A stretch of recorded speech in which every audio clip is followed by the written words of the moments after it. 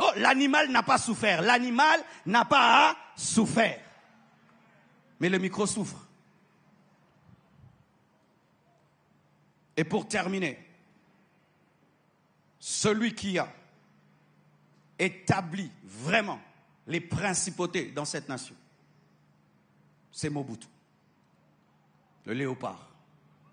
Je ne cite pas les noms pour créer des problèmes, mais nous devons étudier notre histoire, mes frères. Parce que si je parle en l'air comme ça, vous ne comprendrez pas. Mobutu. Et Mobutu, c'est lui qui a amené l'esprit du léopard. J'ai vu cet esprit, mes frères, cette semaine.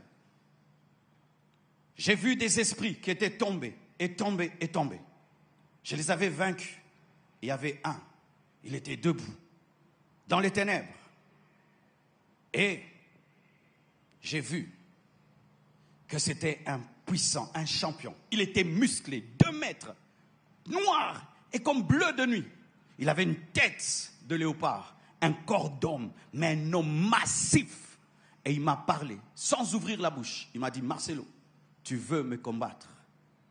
Et c'est quand j'ai compris que dans notre nation, des pactes ont été faits avec l'esprit du léopard.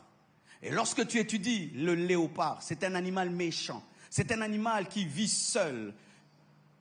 Et c'est ce qui fait que lorsque quelqu'un a une bonne volonté, il veut être un bon leader. Quand il prend le pouvoir, l'esprit du léopard l'attaque. Et commence à faire des choses contraires. Il promet des choses, mais il ne sait plus les accomplir parce que cet esprit-là transforme les leaders en dictateurs, en despotes, en démagogues, où les personnes changent. Et c'est quand j'ai eu compassion de nos dirigeants.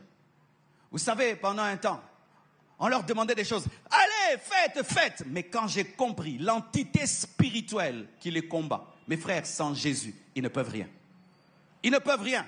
C'est-à-dire que tu arrives dans un terrain miné qui est déjà consacré à un esprit qui est plus fort que toi. Tu peux venir avec des bonnes volontés, des bonnes intentions, mais c'est plus fort que toi. C'est pourquoi nous devons prier pour nos dirigeants. Nous devons prier pour nos dirigeants. C'est pourquoi la Bible nous dit de prier pour nos dirigeants, parce qu'ils affrontent des puissances maléfiques que peut-être toi tu n'affrontes pas, parce que eux ont en face d'eux celui qui règne sur la nation. Je t'assure, mon frère, tu es chrétien là. Et tu peux dire, si je dirige le Congo, je ferai ceci, cela. Si tu n'es pas un vrai chrétien, comme on nous a prêché, un témoin, un homme grand, au lieu d'être un homme riche, un homme testé, tu viendras avec des bonnes volontés, mais cette entité-là te paralysera. C'est